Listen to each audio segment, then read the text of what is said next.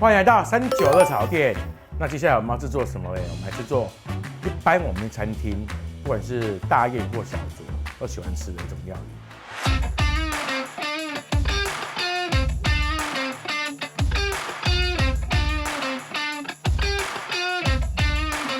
叫蟹黄酱。那蟹黄酱的话，其实我们今天在做进阶版的，我们用南瓜来代替蟹黄，出来颜色更漂亮、更好看。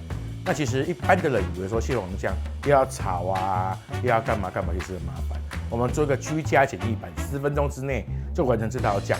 这边南瓜大概是15块，大概就是2到3公分的大小。好，来我们切好南瓜块，来我们切下去。记得千万不这道菜千万我们在打酱的时候，千万不要用水，我们加点沙油或者是橄榄油都可以。适量我开过去就好，让它打得动就好，不要太多。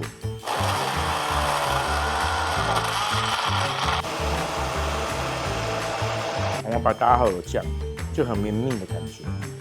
那我们来制作黄金蟹黄豆腐。这个豆腐是10块钱。切豆腐就是这样子，先中间片下来。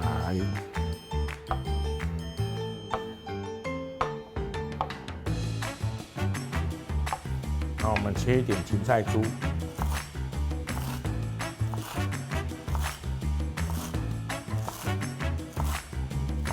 我们虾子的这个时候我们取虾片就好，我们就给它片小片的。1开3。好，那我们就来制作这个所谓的蟹黄豆腐。因为刚刚我们这是用油打的，所以我们不用放太多油，然后再放一点点的油就好，不用太多。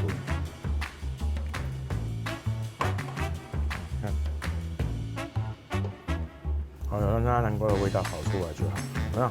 对，整个都发亮了。我们下水，水大概也是我们就是抓我们自己要做的浓淡度，先把它煮开。滚了之后，我们下调味料，盐巴大概是3克，糖大概是6克，带一点味粉，它投下去，熬住豆腐全下，大滚之后，等它完全大滚之后，小火让它焖一下。记得我们煮豆腐一定要盖锅盖，让它内循环，豆腐才会透。5分钟过了之后，我们看一下，哇，都滚了，豆腐也稍微的发胀。好，这时候我们关小火。好，那这时候还要干嘛呢？我们要勾芡，它粉跟水的比例大概就是粉1半，然后水就是1，那我们就是这样子调成粉水之后，慢慢勾。那豆腐还会出水，所以你的芡水一定要挂重。有没有？这样子滴一滴一滴的，这样就可以了。我们下的时候也是分2次下，为什么分2次下呢？等一下我们做观众就知道了。好，这是第1次下，第2次呢，芹菜段跟虾片，这都是熟虾的，我们把它放下去，稍微摆一下，让在家里吃也有加美观，料都在上面。